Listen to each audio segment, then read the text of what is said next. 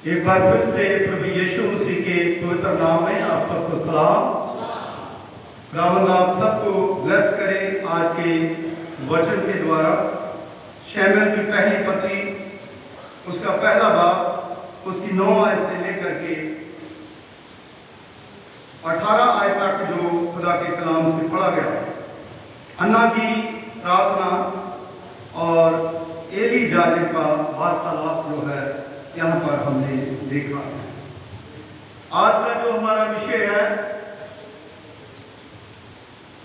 हन्ना का फेथ। मेरी बहनों और भाइयों, ये उस समय किताब लिखी गई। अगर आप मलाकी की किताब को देखेंगे तो मलाकी की किताब जो है वो ओल्ड टेस्टामेंट की सबसे लास्ट पुस्तक है और उसके बीच में न्यू टेस्टामेंट जब प्रभु यीशु मसीह आए तो 400 साल का अरसा जो है वो बताया गया। उसके अंदर एक व्हाइट पेपर है। खुदा के साथ कोई बात नहीं करता था, परमेश्वर के साथ किसी का कोई नाता नहीं था। मेरी बहनों मेरे भाइयों, शमूएल की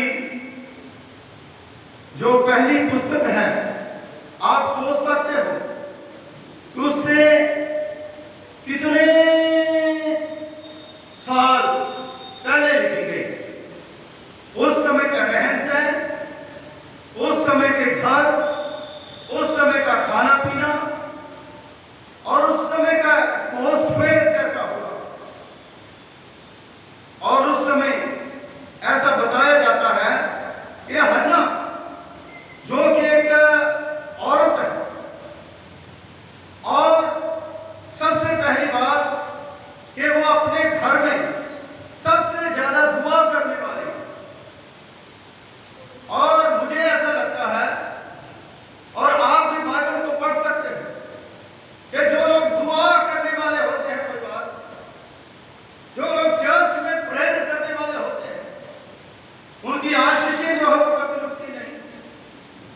उसका पति रुकाना, खुदा के कलाम में लिखा है कि वो दुनियावी और रूहानी बरकतों से महमूर था। लगातार वो भी प्रेयर करता था, दुआ करता था। जो स्पिरिचुअल जो जितनी भी प्रथाएं थी उसको वो पूरा करता था। और उसके बावजूद भी हन्ना जो है उसके पास एक बात की कमी थी। वो कमी थी कि उसके पास कोई बच्चा नहीं था। मेरी बहनों मेरे भाइयों, हमारे पास कुछ हो या ना हो, हमें दुआ करने से कोई नहीं रोक सकता। हन्ना के पास वो सबसे बड़ी कमी जो उसके रिश्तेदार और उसका घर परिवार और उसके पड़ोसी जो उसको ताने देते थे, लेकिन उसके बावजूद भी उसने प्रार्थना करना नहीं छोड़ा। हालेलुया। आज हम दुआ करना, वर्शिप करना, प्रार्थना करना छोड़ देते हैं और खुदा से नाराज हो जाते हैं जब हमें कोई कमी आ जाती है। मेरी बहनों मेरे भाइयों, यही फेथ है,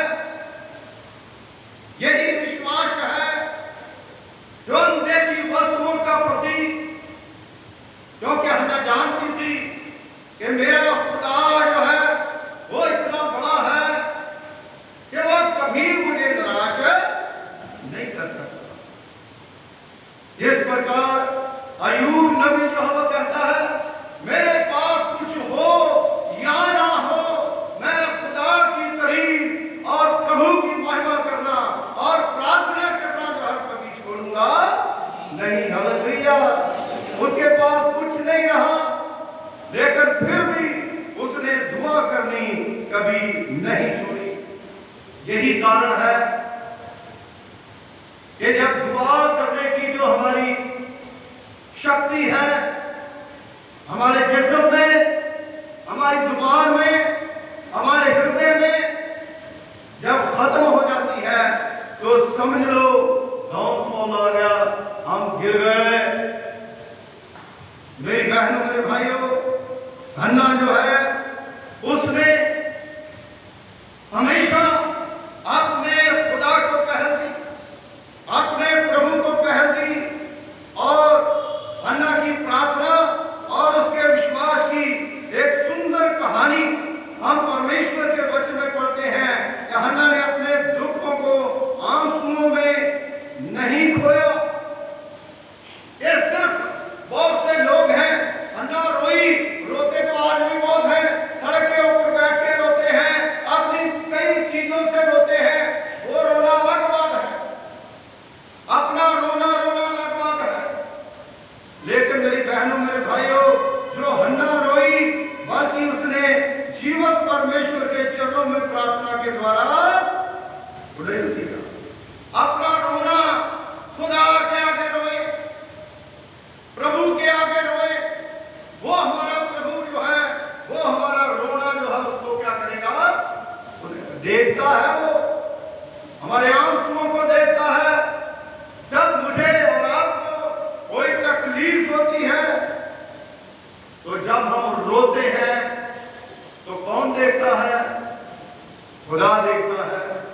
और खुदा जो है वो कहता है, मैं तेरे आंसुओं को क्या करूंगा,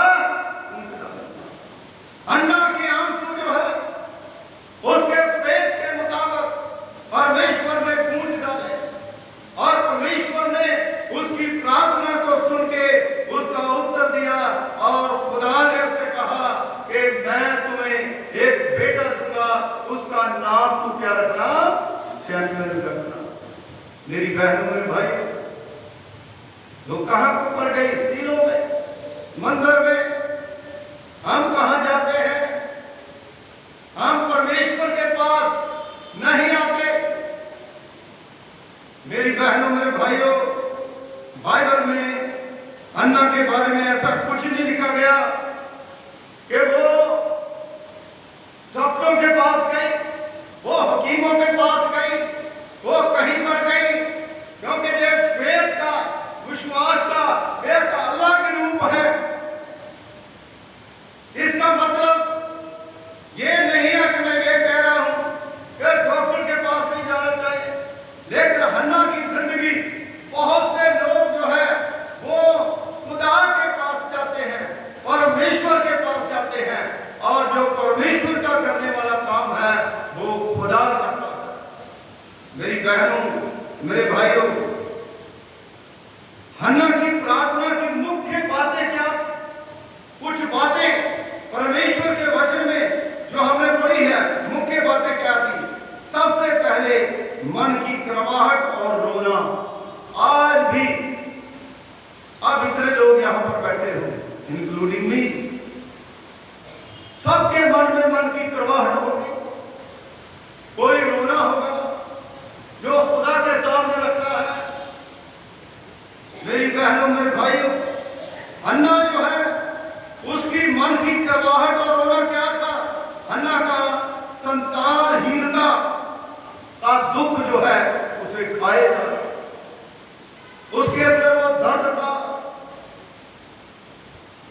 उसके अंदर बहुत दर्द था, क्योंकि किसी ने किसी को पूछा कि दुनिया की सबसे खूबसूरत औरत कौन है? कलर से नहीं, सूट से नहीं, चाल से नहीं, ढाल से नहीं। और किसी ने जवाब दिया कि जिसने गोदी में बच्चा दिया।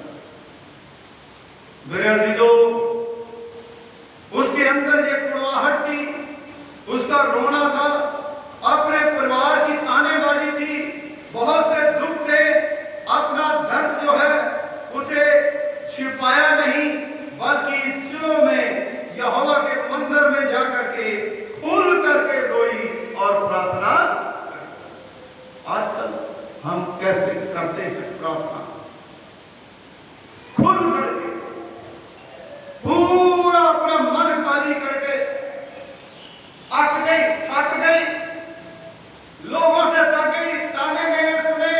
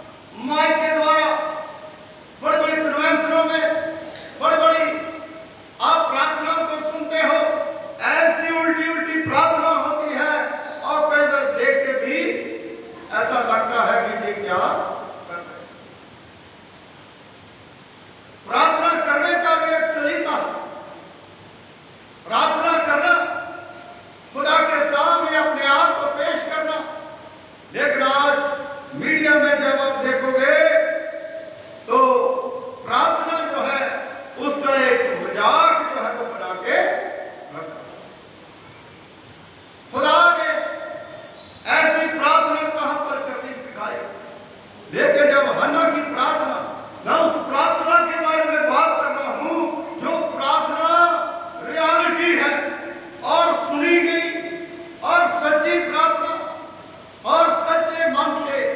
और प्रभु का वचन बताता है हन्ना मन ही मन में प्रार्थना कर रही थी, उसके होंठ तो हिल रहे थे लेकिन उसकी आवाज सुनाई नहीं दे रही। देखिए आज क्या होता है, आवाज तो सुनाई देती है लेकिन प्रार्थना सुनी नहीं जाती। खुदा कहता है तुम अगर ऐसा करते हो, तुम ठनठनाते हुए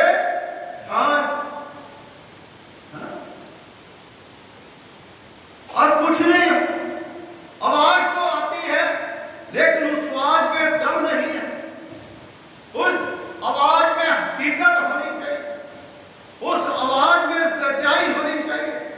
लेकिन उसके दिल की जो आवाज है हन्ना की, वो खुदा तक पहुंची,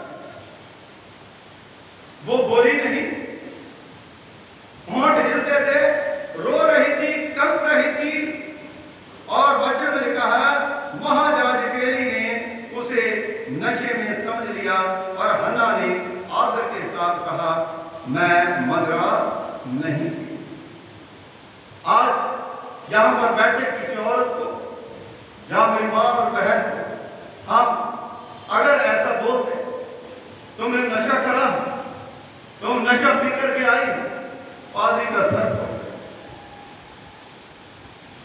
या किसी का सर फोड़ दे, मारना शुरू कर दे, लड़ाई करना शुरू कर दे, हंगामा करना शुरू कर दे। लेकिन मेरे बहनों मेरे भाइयों, हन्ना जो है इतनी नम्र थी, इतनी वो दीन थी, खुदा में विश्वास में इतनी पक्की थी। और वचन में लिखा है उसने बड़े आदर के साथ कहा मैंने मदरा नहीं पी बल्कि अपने प्राण का दुख उंडेल रही हूं। मेरी जान में जो दुख है, जो तकलीफ है मुझे, मैं उसको खुदा के सामने रख रही हूं। आज कैसे खुदा के सामने अपनी तकलीफ को रख, मेरी बहनों मेरे भाई, इसका मतलब है कि खुदा ने उसके विश्वास को परखा, खुदा ने उसके मजबूत विश्वास को परखा। और तीसरी चीज है विश्वास और शांति। वो भड़की नहीं, रिश्तेदारों ने बड़ा कुछ कहा फिर भी भड़की नहीं, वो शांत रही और फेथ में बनी रही। उसने खुदा को कुछ नहीं कहा। और वचन में लिखा है एली ने उसके समीप आकर के आशीष दी। हालेलुया। यानी खुदा ने उसे आशीष दी और कहा इज़राइल का परमेश्वर तेरा निवेदन पूरा करे। उसके बाद हन्ना का चेहरा उतरना बंद हो गया, क्योंकि उसने कहा था जा तेरा मुंह कभी उदास ना। हालेलुया। आज क्या होता है, हमारा चेहरा उतरा हुआ, सहमे हुए, बड़ा स्ट्रेस है, आंखें मतलब है भरी हुई है ना, ऐसे जैसे मतलब है पता नहीं क्या हो गया। अरे जनाब, जब परमेश्वर के घर में आप आते हो, खुदा के घर में आते हो, तो आपका चेहरा उतरा नहीं बल्कि उदास नहीं बल्कि विश्वास से भरा हुआ होना चाहिए, हिम्मत से भरा हुआ होना चाहिए, प्रार्थना से भरा हुआ आपका मन होना चाहिए, ताकि परमेश्वर जो है आपको आशीष दे, खुदा जो है वो आपको बरकत दे। क्योंकि खुदा की बरकत जो है वो बहुत बड़ी होती है। Hallelujah, hallelujah. बाइबल से कुछ सहायक वर्ष जो है मैं आपको दूंगा। पहला शामिल उसका पहला बात, उसकी 15वीं आयत में लिखा है हन्ना ने उत्तर दिया हे मेरे स्वामी, ऐसा नहीं है, मैं तो दुखी स्त्री हूं। जब उसको ये कहा गया, जैसे मैंने पहले बताया, कि उसको बड़ी निम्रता के साथ उत्तर दिया। जब उसने कहा तू नशे में है, जब खुदा के बंदे एली ने वो शब्द कहे तो ऐसा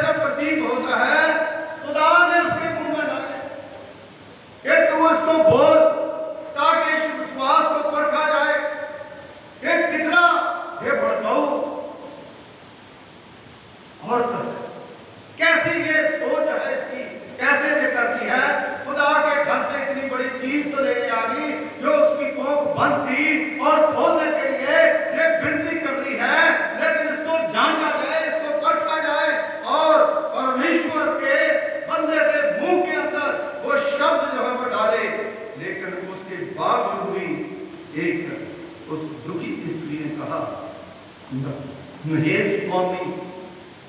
हे स्वामी, मैंने दाख मधु नहीं पिया, ना ही नशीली वस्तु पी है, परंतु यहोवा के सामने अपने मन की बात को उधेड़ रही।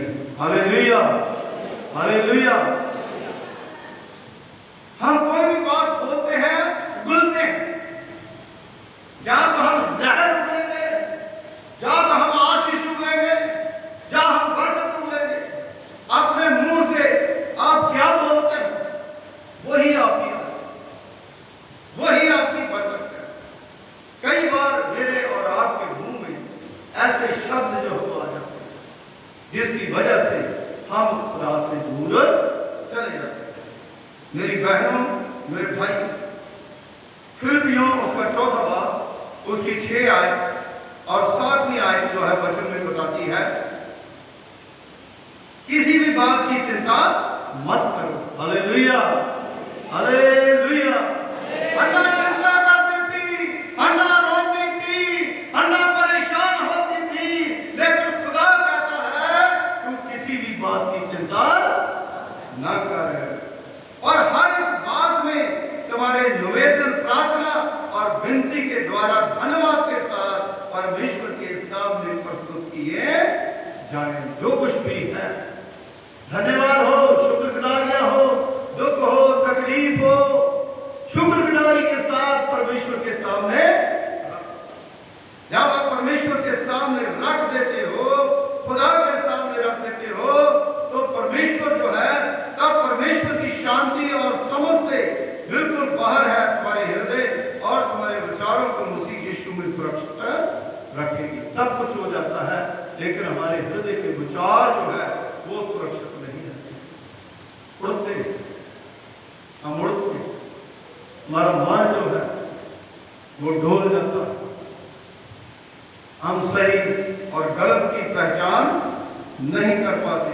लेकिन मेरी बहनों, मेरे भाइयों, परमेश्वर का वचन जो है फिलिपियों के खत में लिखता है कि तुम लोगों को चिंता नहीं करनी चाहिए, अपनी प्रार्थनाओं को परमेश्वर के सामने रखना चाहिए। भजन संहिता 62 उसकी 8वीं आयत में लिखा है, हे लोगों, लिखा है, हे लोगों, सबको कहता है, हे लोगों, हर समय उस पर भरोसा रखो जैसे हन्ना ने उस पर भरोसा रखा। उसके सामने अपने मन को उंडेल दो जैसे हन्ना ने अपने मन की बात जो है सारी उंडेल दी। परमेश्वर हमारा शरण स्थान है। जब हन्ना को कोई स्थान नहीं मिला तो वो किसके पास आ गई? परमेश्वर के पास। Hallelujah, hallelujah. आज मैं और आप खुदा के पास आए हैं, परमेश्वर के पास आए हैं, और परमेश्वर कभी भी हमें दुखी होने नहीं देगा, कभी भी हमें परेशान होने नहीं देगा। और खुदा जो है वो हमारी जिंदगी में एक बड़ी आशीष और बड़ी बरकत जो है वो देगा। कुछ प्रसिद्ध आयतें जो है तो मैं आपको बताऊंगा जो खुदा के कलाम में परमेश्वर के वचन में लिखी गई है। फिलिपियों उसका 4वां बाब उसकी 6 है, किसी भी बात की चिंता मत करो, परंतु हर बात में तुम्हारे निवेदन, प्रार्थना और विनती के साथ, धन्यवाद के साथ परमेश्वर के सम्मुख उपस्थित किए जाए। जो पहले आयत जो है कही है, और दूसरी पहला थिस्सलुनीकियों उसका 5वां बाब 16 और 18 आयत पढ़ोगे, सदा आनंदित रहो, निरंतर प्रार्थना में लगे रहो, हर बात में धन्यवाद करो, क्योंकि तुम्हारे लिए मसीह यीशु में परमेश्वर की यही इच्छा है। खुदा की इच्छा यही है। सब कुछ छोड़ो, परमेश्वर के दुआ में, प्रार्थना में लगे रहो। कुछ भी हो जाए, आप दुआ करनी ना छोड़े, परमेश्वर की भक्ति करनी ना छोड़े। आजकल बहुत सा फेथ जो है हम देखते हैं, लोग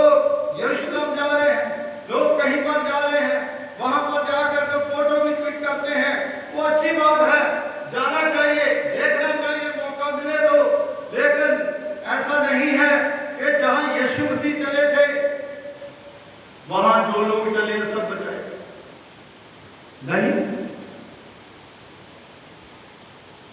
जहां संत पौलुस रसूल चला था, वहां पर जो चलते हैं सब लोग बचाए गए नहीं। मेरी बहनों मेरे भाइयों, फेथ क्या है, विश्वास क्या है? वचन में लिखा है, धन्य है वो जो बिना देखे मुझ पर विश्वास करते हैं। उन्हीं लोगों ने यीशु मसीह को क्रूस के ऊपर चढ़ाया, उन्हीं लोगों ने खुदावंद यीशु मसीह के पांव में कीले ठोके, जिस जगहों पर वो चलता था, जिन दीवारों का वो सहारा लेता था, उन्हीं हाथों में कीले ठोके। मेरी बहनों मेरे भाइयों, आज विश्वास जो है उसके महीने को अलग हम निकाल बैठे हैं।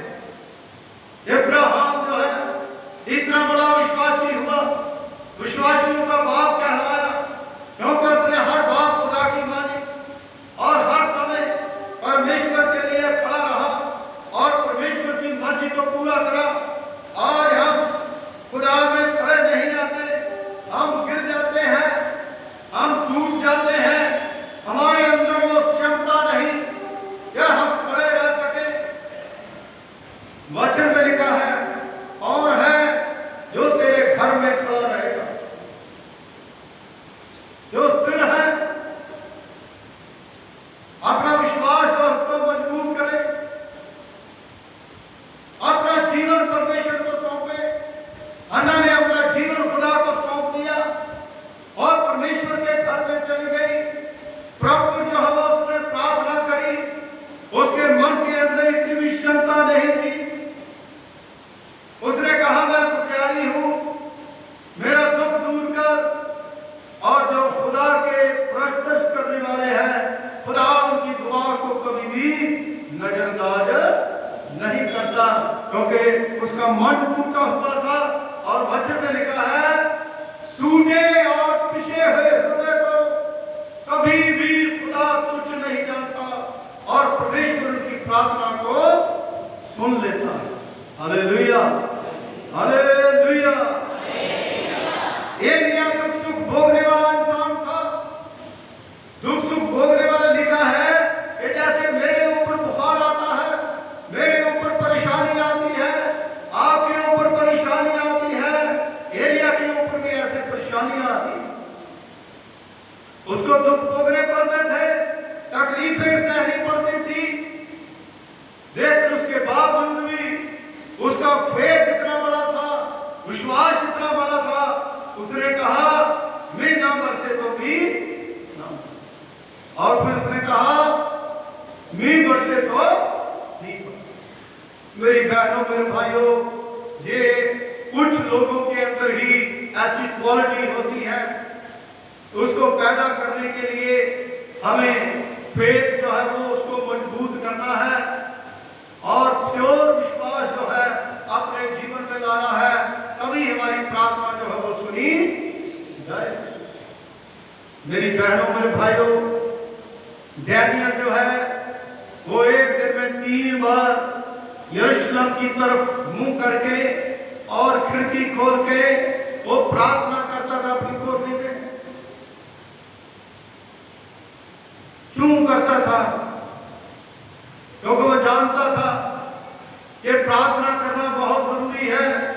क्योंकि सुलेमान ने जो मंदिर बनाया, जब मंदिर बनाया तो उस समय उसने खुदा से मांगा था जो तेरे घर की तरफ मुंह करके प्रार्थना करे, तो उनकी प्रार्थना को कभी भी मोड़ना नहीं। इसीलिए वो प्रार्थना करता था और परमेश्वर उसकी प्रार्थना को सुनता था। उसकी प्रार्थना का सबसे बड़ा रिजल्ट जो है, आप खुदा के कलाम में अगर पढ़ोगे तो वहां पर लिखा है, उस प्रार्थना करने के जो प्रार्थना करता था उसकी चूड़ी बनाई गई राजा के सामने, और राजा के सामने उसको दोषी करार जो है दिया गया। और जब दोषी करार दिया गया और उसको शेरों की मार में फेंक दिया, लेकिन उसके अंदर दुआ की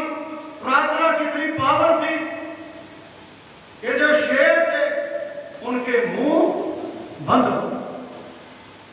इसका मतलब है कि खुदा मौत से भी मुझे और आपको बचाता है जब आप प्रार्थना करने वाले बन जाएं, जब आप दुआ करने वाले बन जाएं।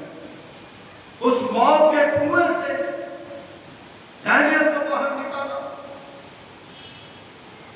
हन्ना को शर्मिंदगी से बाहर निकाला परमेश्वर ने। और इसीलिए जब हम दुआ करते हैं, प्रार्थना करते हैं, हमें सब्र चाहिए, हमें हौसला चाहिए, क्योंकि मूसा जो है वो भी बहुत दुआ करने वाला था। हिरण पर्वत के ऊपर जा करके 40 दिन और 40 रात उसने रोजा रखा, उसने दुआ करी, प्रार्थना करी, वो 10 हुक्म लेने के लिए गया, लेकिन लोगों ने सब्र नहीं करा।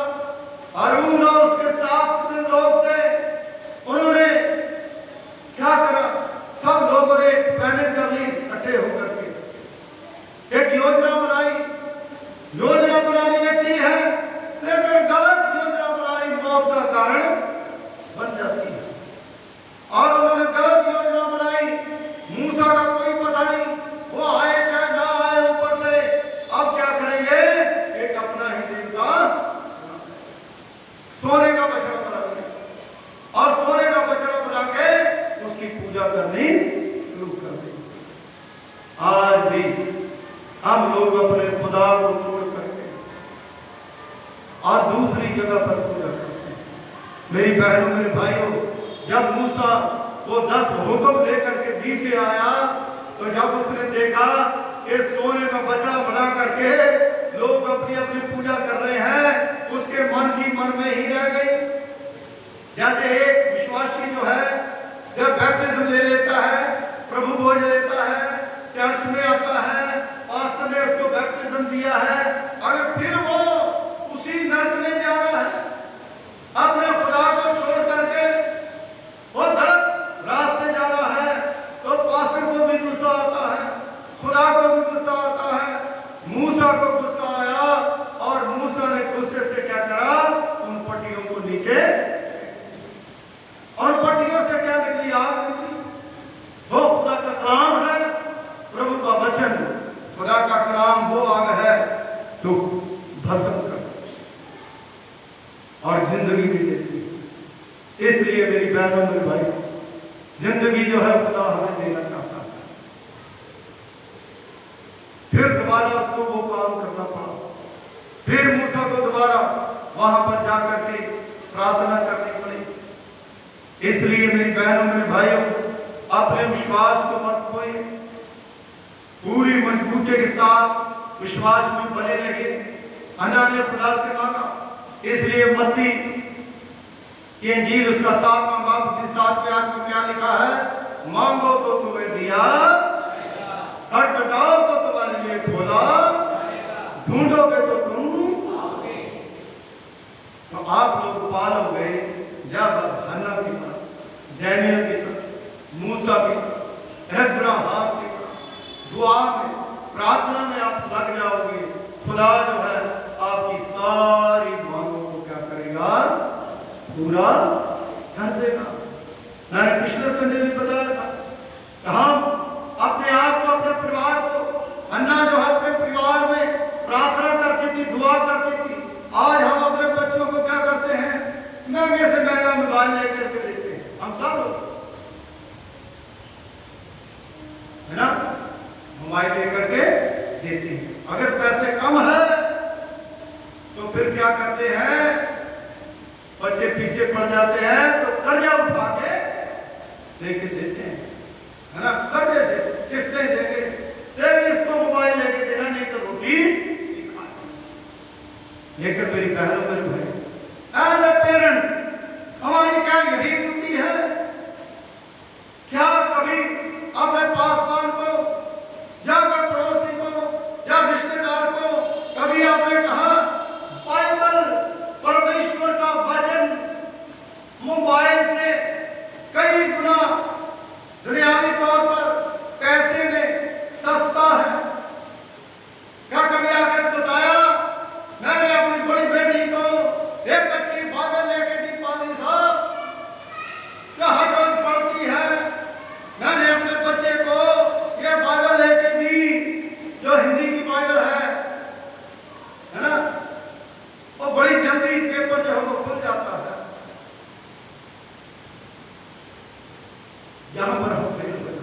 इसका मतलब है हम दुनियादारी को ज्यादा प्रेफरेंस देते हैं और खुदा के कलाम को हम उतनी तरजीह नहीं देते।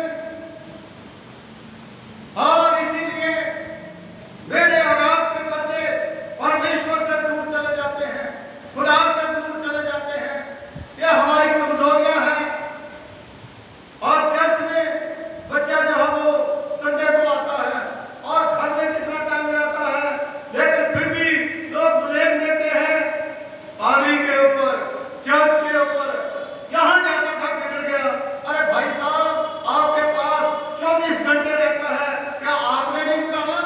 आपकी कोई जिम्मेदारी नहीं है? आप संडे स्कूल में उनको कितना भेजते हो?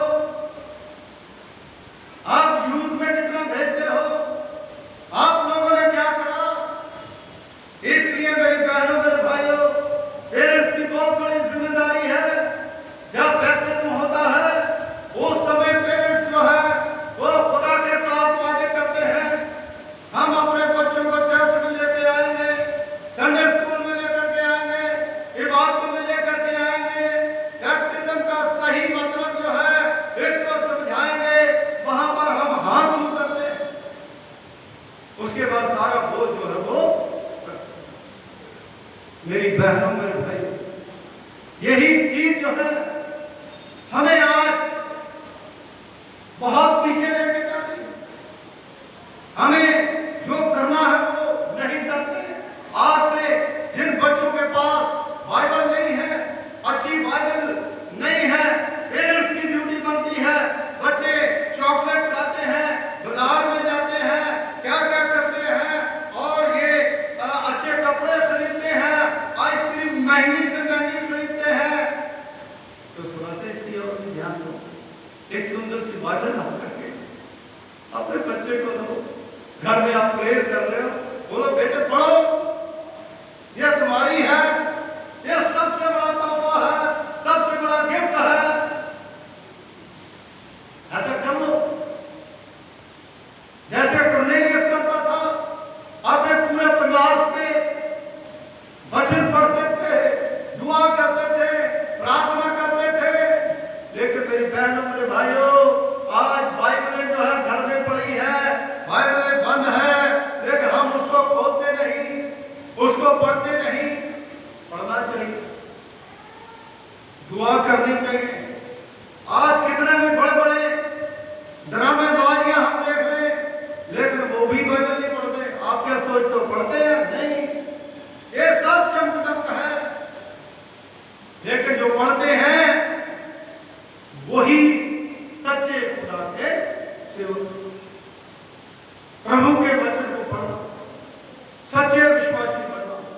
आज से अपनी बाइबल जो है उसको साथ लेकर के, क्या यहां पर बाइबल है उसको ले अपनी बाइबल को पढ़ें। क्योंकि मैं नहीं कहूंगा कि अपने हाथ खड़े करो। कितने पेरेंट्स हैं जिनके बच्चों के पास बाइबल है, क्योंकि शायद कम से कम आधे से ज्यादा सिर हला देते नहीं। एक ही बाइबल है, वही सारे पढ़ते हैं, वो एक भी नहीं पढ़ते। कैसे पढ़ेंगे? क्योंकि हमारे पास टाइम नहीं है। इसलिए मेरी बहनों, मेरे भाइयों, अन्ना जो है वो इसलिए स्ट्रॉन्ग थी, इसलिए उसके अंदर पावर थी, क्योंकि वो खुदा की भक्ति शक्ति में पूरी थी। आज भी मैं और आप अपनी बाइबल को अपने सुराहाने में रखें, अपने पास रखें, चाहे ऐसी जगह में रखें जहां पर बाइबल है। आप कहेंगे पादरी साहब जो है हमें बोलते हैं, पता नहीं वो करते हैं नहीं। आप मेरे घर आकर के हमारे पास इतनी बाइबल है, बड़ी बाइबल है, भारी बाइबल है, ये वाली बाइबल है, दूसरी बाइबल है, मेरे पास जितनी बाइबल है सब पढ़ता। एक में क्या लिखा है, दूसरी में क्या लिखा है, तीसरी में क्या लिखा है, गूगल क्या बता रहा है। आप लोगों को बाइबल पढ़ना। अरे आप बाइबल पढ़ेंगे और पढ़ने के द्वारा आपको पता चलेगा कि बाइबल मुझे और आपको क्या कहती है। इसलिए पेरेंट्स की ड्यूटी बनती है कि हम लोग अपने बच्चों को, अपने परिवार को सुरक्षित रखने के लिए उनको बाइबल गिफ्ट करें। आप कितने लोग इस बात से अग्री हैं कि आप अपने बच्चों को बाइबल गिफ्ट करेंगे? पीछे हाथ खड़े कर रहे कितने लोग? हाँ जी, है ना, हाथ खड़ा करके दीजिए। हालेलुया। यहूदी लोग जो है जब उनके बच्चे थोड़े से बड़े होते थे और बोलना शुरू करते थे तो वो तोरा की पहली 5 किताबें जो है उनको पढ़ाते थे। मंदिर में स्कूल होता था, वहीं पर होते थे, उनको पढ़ाया जाता था। आज तो हम संडे स्कूल में प्रॉपर नहीं देते। कई लोग कहते पाली साहब शरारती हो, ये जाएगा जब आप भेजना नहीं चाहते, है ना। अगर थोड़ा सा संडे स्कूल टीचर ने डांट दिया और पूरा चर्च जो है आसमान के ऊपर उठा। अरे भाई साहब, आपका बच्चा आपको नहीं पता कितना तंग करता है, इसीलिए हमारे बच्चे बिगड़ रहे हैं। टीचर की डांट जो होती है वही बच्चों को सुधारती है। परमेश्वर की डांट जो होती है वही मुझे और आपको सुधारती है। इसलिए हमें अगर स्ट्रॉन्ग बनना है तो हमें अपने बच्चों को सेल्फ डिपेंडेंट होना सिखाना। वो खुद मतलब आके देखें कि इसमें क्या है, ये क्या चीजें हैं, इसकी क्या मतलब है, और बाइबल के ऊपर अध्ययन करेंगे तो फिर वो सुनना भी शुरू करेंगे। देखो आजकल आप देख लो, कोई भी बच्चा ज़्यादा मतलब सुनना पसंद नहीं करता, है ना। क्यों नहीं सुनना पसंद करता? क्योंकि बच्चा तो पूरा कागज है, उसके ऊपर आप जो मर्जी लिख दो। लेकिन हम लोगों ने उन्हें सिखाया नहीं, हम लोग उनको चर्च नहीं लेके आए, हमने उनको बाइबल गिफ्ट नहीं करी, मोबाइल गिफ्ट कर दिए, गेमें गिफ्ट कर दी, बहुत कुछ कैसा कुछ गिफ्ट कर दिया जो बिल्कुल बेकार है। हमने उनको सिखाया नहीं, है ना। कैसे वो डॉक्टर बनेंगे, कैसे वो साइंटिस्ट बनेंगे, कैसे वो इंजीनियर बनेंगे, कैसे वो तरक्की करेंगे।